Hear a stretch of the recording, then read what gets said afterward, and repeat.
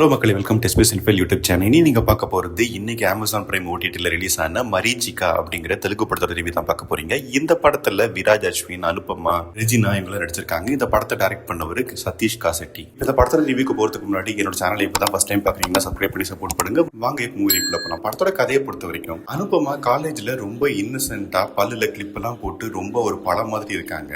அவங்க அந்த காலேஜில் இருக்கிற கேன்டீனோட ஓனரான அஸ்வினை லவ் பண்றாங்க. அவர் தான் நம்ம படத்தோட ஹீரோ. அதே டைம்ல எதிர்பாராத விதமா அனுபமா ரெஜினாவை ஒரு ஷாப்பிங்ல பாக்குறாங்க. அங்க பார்த்து இவங்க ரெண்டு பேரும் ஃப்ரெண்ட்ஸ் ஆயிடுறாங்க. அதுக்கப்புறம் அனுபமாவே வந்து ஹீரோ கிட்ட ரெஜினாவை இன்ட்ரோடியூஸ் பண்றாங்க. அதுக்கப்புறம் ரெஜினாவும் ஹீரோவும் லவ் பண்ண ஆரம்பிச்சிடுறாங்க. இதை பார்த்து அனுபமாக்கு ரொம்ப பொறாமையா ஃபீல் பண்ண ஆரம்பிச்சிடுறாங்க. இங்க ஆரம்பிக்குது பிரச்சனை. இப்போ படத்தோட முதல் சீன்ல அனுபமா போலீஸ் ஸ்டேஷன்ல போயிட்டு ஹீரோவை வந்து கொன்னுட்டாங்க, அதுவும் ரெஜினா தான் கொன்னுட்டா அப்படிங்கிற மாதிரி ஒரு கதை சொல்றாங்க. அங்க இருந்து அந்த பிளாஷ்பேக் எல்லாம் ஆரம்பிச்சு நான் இதுக்கு முன்னாடி சொன்ன கதை எல்லாம் வருது. இப்போ நிஜமாவே ரெஜினா ஹீரோவை கொன்னுட்டாளா, ஹீரோ வந்து செத்து போயிட்டாரா, எதுக்காக ரெஜினா ஹீரோவை கொன்னா, ரெஜினாவோட பேக்ரவுண்ட் என்ன, இதெல்லாம் பாக்குறது இந்த படத்தோட மிச்ச கதை. இது ஒரு த்ரில்லர் ஜானர். இப்ப இந்த படத்தோட பாசிட்டிவ் நெகட்டிவ்ஸ் பார்க்கலாம். எனக்கு முதல் பாசிட்டிவ் தோன்றது இந்த படத்தோட ஸ்கிரீன் பிளே வந்து ரொம்பவே சூப்பரா இருந்தது. ஏன்னா நிறைய திருப்பங்கள் இந்த படத்துல இருக்கிறதுனால அது கோர்வையா நமக்கு புரியுற மாதிரி அந்த ஸ்கிரீன் பிளே கொண்டு போயிருந்தாங்க. அது ரசிக்கும்படியாவே இருந்தது. அடுத்தது நான் சொன்ன மாதிரி நிறைய ட்விஸ்ட் இருக்குது இந்த படத்துல. சரி, இப்படிதான் போயிட்டு இருக்குமோ அப்படின்னு நம்ம பார்க்கும்போது அது இந்த மாதிரி இல்லாம வேற ஒரு ஆஸ்பெக்ட்ல போகும். சரி, அப்படிதான் போகுது அப்படின்னு பார்க்கும்போது அதுவும் இல்லாம வேற ஆஸ்பெக்ட்ல போகும். என்னதான் கொஞ்சம் கன்ஃபியூசிங்கா இருந்தாலும் பட் பாக்குறதுக்கு நல்லா இருந்தது. அடுத்ததா ரெஜினா அண்ட் அனுபமாவோட ஆக்டிங், ரெண்டு பேருமே சூப்பரா நடிச்சிருந்தாங்க. குறிப்பா அனுபமா வந்து ரொம்பவே நல்லா பெர்ஃபார்ம் பண்ணியிருந்தாங்க. படத்துக்கு இளையராஜாவோட பிஜிஎம் ஒரு பெரிய பிளஸ் தான். அண்ட் சினிமோட்டோகிராஃபியும் ரொம்பவே நல்லா இருந்தது. இதெல்லாம் தான் அந்த படத்தோட பாசிட்டிவ்ஸ். இப்போ நெகட்டிவ்ஸ் பார்க்கலாம். எனக்கு முதல் நெகட்டிவ் தோன்றது இந்த படத்துல லாஜிக் வந்து பல இடங்கள்ல மிஸ் ஆச்சுது. இவங்க ட்விஸ்ட்டுக்கு மேல ட்விஸ்ட் கொடுக்கறதுனால லாஜிக்கை வந்து டோட்டலி கோட்டை விட்டாங்க. நிறைய இடங்கள்ல இதெல்லாம் இப்படி நடக்க வாய்ப்பே கிடையாது, இப்படி பண்ணியிருந்தாங்கன்னா அப்படியே அந்த சீனை கொண்டு வந்தாங்க அப்படிங்கிற மாதிரி நிறைய கேள்விகள் வந்து நமக்கு படம் பார்த்து முடிக்கும் போது கொண்டு வரும். இந்த படத்தோட ஹீரோக்கு நல்ல ஸ்கோப் இருந்தும் பெரிய லெவல்ல பெர்ஃபார்ம் பண்ணாததுனால அந்த கேரக்டர் நமக்கு பெருசா எடுபடல. மொத்தத்தில் இந்த படத்தை பத்தி சொல்லணும் அப்படின்னா ஒரு டீசென்டான த்ரில்லர் படம் தான். அமேசான் பிரைம்ல தமிழ் டப்பிங்கும் இருக்குது. நீங்க பார்த்துட்டு உங்க ஒப்பீனியன் என்ன அப்படிங்கறத கமெண்ட் செக்ஷன்ல சொல்லுங்க. அடுத்த ரிவ்யூல சந்திக்கிறேன். பை,